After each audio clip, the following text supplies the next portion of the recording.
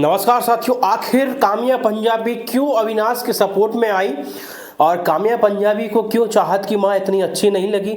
ऐसे क्या कारण रहे, आइए जानते हैं, उनके मुंह से ही सुनते हैं जिस तरीके से उन्होंने बताया है। हालांकि ये कहीं ना कहीं गलत फहमी में जी रही हैं। आइए एक बार सुन लेते हैं पहले, फिर बात करते हैं आगे। चाहत जी की मदर आई थी, उन्होंने एलिगेशन लगाया अविनाश के ऊपर, उसके बारे में क्या बोलना चाहोगे कि वो सही था कि गलत? अब उनको उनकी बेटी ने क्या कहा है, अब वो जिस तरीके की वो मुझे दिखी है, मुझे इतना तो समझ में आया है कि वो एक ऐसे बैकग्राउंड से आती है जहाँ पे बहुत ही सीमित है सोच, एजुकेशन नहीं है वहाँ पे। यहाँ संस्कारों को सीमित सोच बताया जा रहा है साथियों, सीमित है जी जी। और जिस वजह से उनके ना ऐसी बिल्कुल है कि ये अच्छा है, ये बुरा, ये अच्छा है, ये बुरा, ये सिगरेट पीती है तो ये बुरी है, ये लड़कियों से बात करता है तो ये बुरा है। जैसे कि उन्होंने कह दिया कि ऑफ कोर्स बुरी है, क्योंकि बॉलीवुड जगत में ये नशे पते ज़्यादा चलते हैं और वो अच्छी चीज़ें तो है नहीं साथियों, क्लियरली बात है। अच्छी चीज़ें हैं तो क्या है भाई, हम नशे पते से दूर हैं और जितने भी बहुत सारी गंदी आदतें उनसे दूर है, तो वही तो एक संस्कार होते हैं जो कहीं ना कहीं इन संस्कारों से ये लोग बहुत दूर हैं। कर जाना चाहिए। अगर वो अगर नहीं मूव ऑन कर रही है तो चाहत की रिस्पॉन्सिबिलिटी थी कि वो फैमिली वीक में उनकी मम्मी आई है तो वो अपनी मम्मी को समझाए कि वो ये सब करके या ये सब कह के उस 2 दिन को ख़राब ना करें।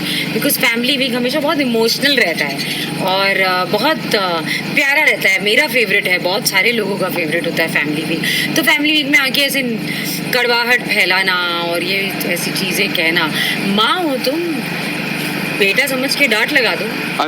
अविनाश ने भी बोला था कि मैं इसके बारे में बोलना चालू करूँगा तो मैं उसने, लेकिन उन्होंने नहीं बोला। अविनाश ने, वो चुप हो गए। उसके भी बॉयफ्रेंड था चाहत का, उन्होंने सेट पे नहीं बोला, वो सब बात नहीं खोले।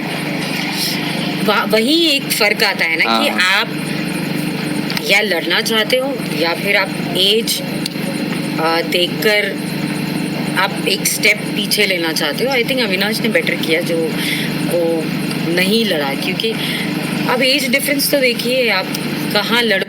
हाँ, इस चीज़ के लिए मैं सपोर्ट करूंगा साथियों कि जिस तरीके से अविनाश ने किया है, चाहत की माँ इस बार बहुत कुछ सुना के गई लेकिन अविनाश चुप रहा और जो भी उसके अंदर गुस्सा था उसने कंट्रोल किया, क्योंकि कहीं ना कहीं उसने यही समझा कि माँ है तो एक एज का अंतर भी होता है और माँ ही होती है, चाहत की हो चाहे मेरी हो, और इस वजह से उसने कुछ ना कहा।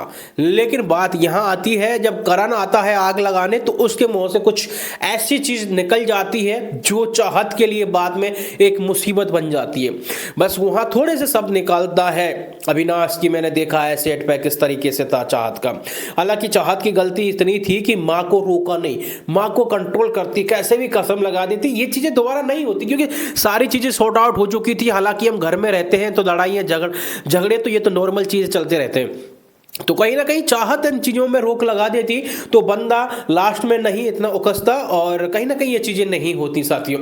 और सबसे बड़ी बात तो इसमें मेन गलती रही है चाहत के ऊपर जो लांछन लगे, सबसे ज़्यादा गलती बिग बॉस की रही है।